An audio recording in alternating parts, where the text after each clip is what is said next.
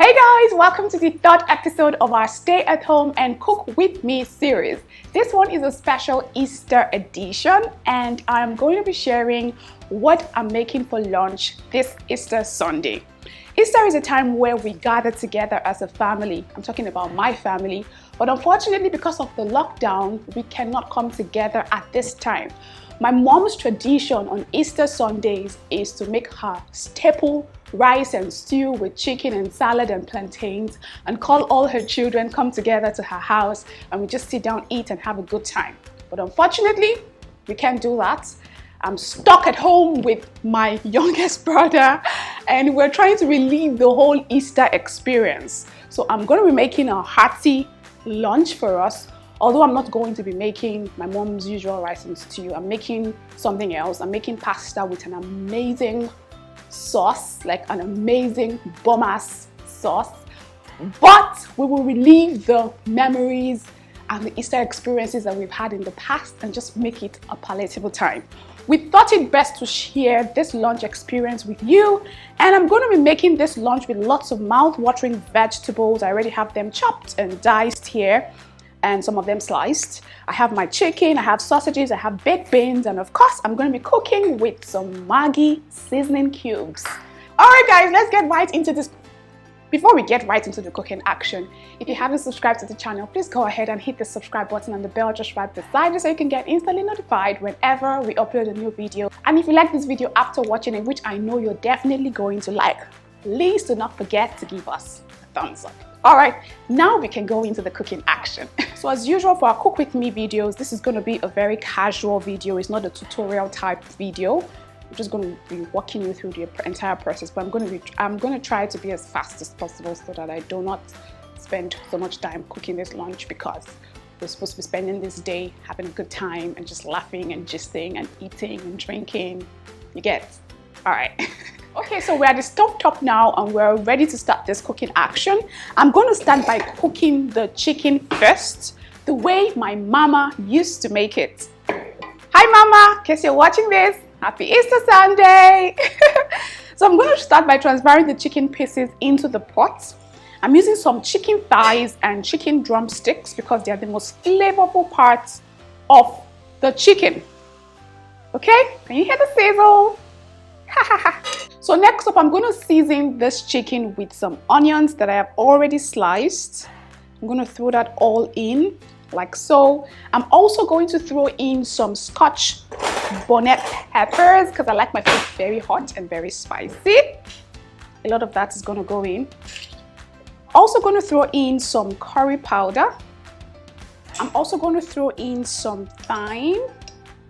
These are my mom's favorites ingredients to season her chicken with. I'm also going to season with some paprika powder. I'm also throwing in some ground pepper. So next up is time to bring in the star of this recipe, which of course is my Maggi seasoning cubes. I'm using the chicken flavor, the chicken variant. Maggi has the chicken, Maggi has crayfish, Maggi has the one pot Niger, that's the bottom pot taste, and then there's another one I will think about it. But I'm used to the chicken and the crayfish. So I'm just going to open that up like so and just sprinkle it right into the pot. Like so. I think I'm going to use 2 cubes for the chicken. It's always important that you add your Maggi seasoning cubes first before you add your salt. That way you're able to control the salt content that goes into your food, because Maggi already contains some salt. Sometimes I find that I don't even need to add salt anymore into the dish after adding the Maggi. Okay. So I'm just going to give that a really quick stir to combine.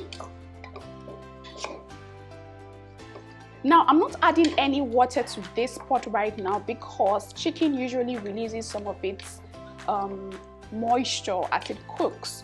So I'm going to wait for about 5 minutes or 5 to 10 minutes to see if this chicken would release any water into the pot, and then afterwards I will decide whether or not to add any more liquid into the pot. Okay, you guys, this already looks so edible, but we're going to allow it to cook for some time. Okay, we'll just cover the pot and we'll come back and check on it in a bit. Okay, So after about 5 minutes, this is the liquid. Oh, you guys, this looks so good. This is the liquid content that was released from the pot, from the chicken. It's not so much. So I'm just going to go ahead now and add a little more water into this and allow the chicken cook through until it is completely cooked, okay? So let's just cover that and let it cook.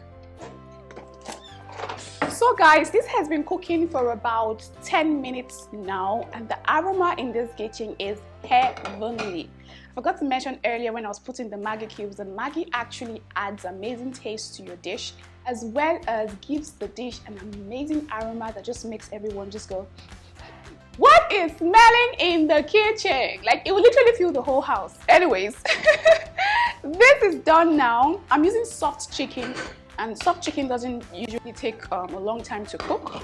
So I'm just gonna reduce the heat, take this off, then bring in the second pot, which is the pot I'm gonna be using for the sauce. And it's time to make the sauce proper. I'm just gonna increase the heat now, and I'm gonna drizzle just a little bit of oil into the pot. Now, okay, so now that the oil is hot enough, I'm just gonna transfer my chicken pieces into it, just to pan-sear it. The sizzle, can you guys hear the sizzle? It's not so much, but I can hear it, and I love it.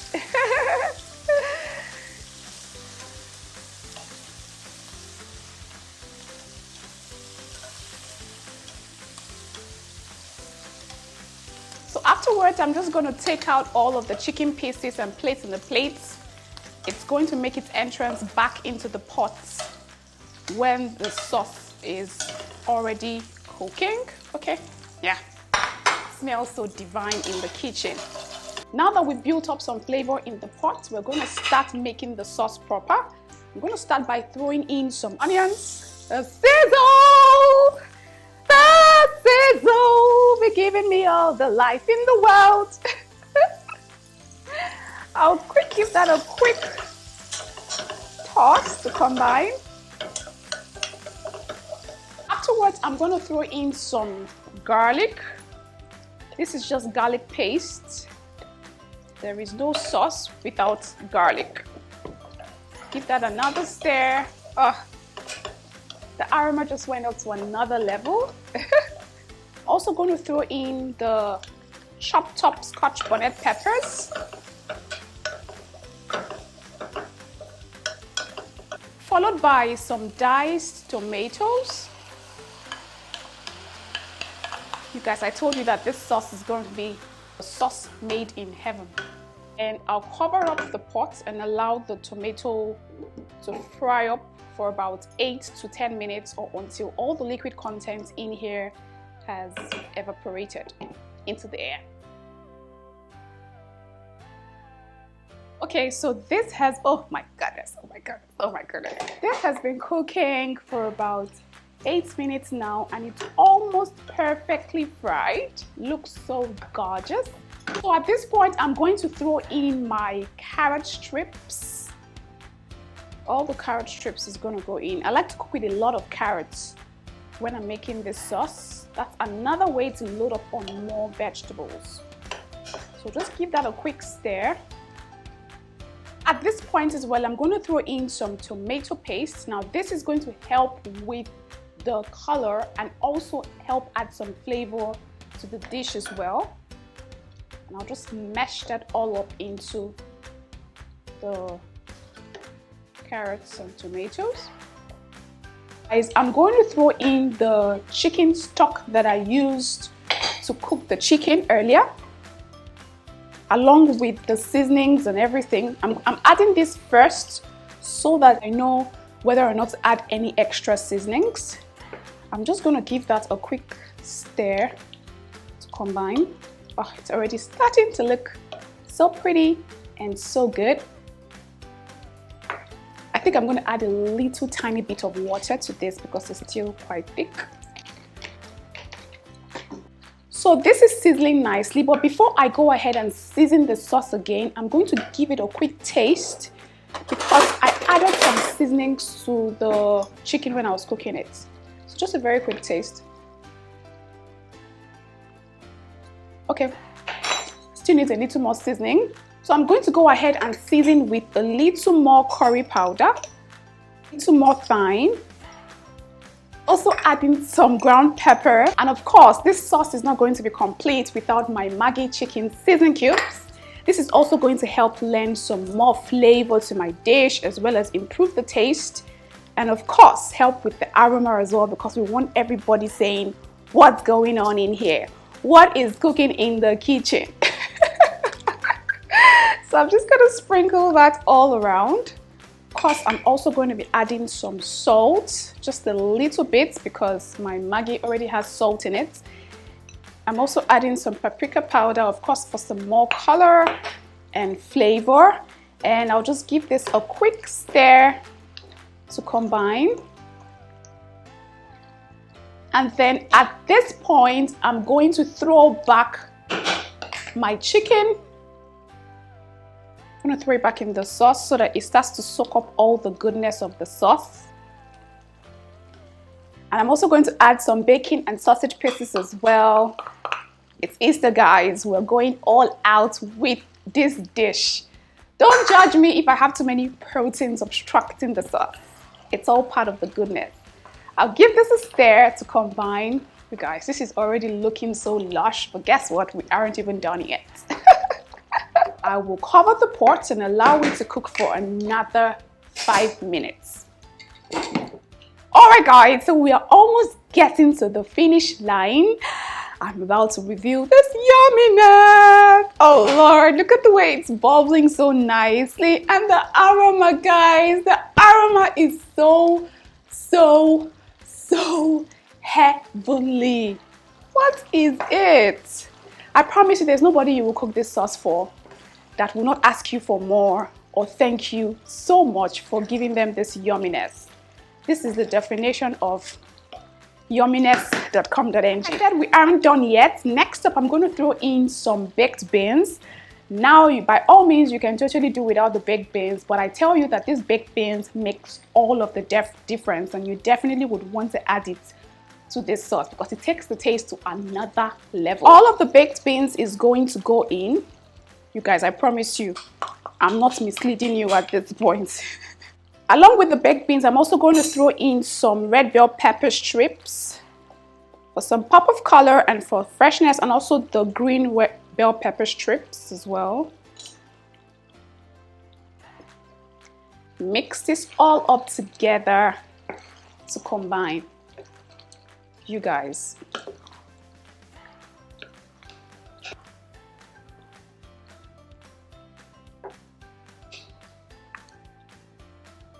So I'm just giving this one final stir. The look of this dish is just so amazing, and I like that I have so many obstructions inside the sauce.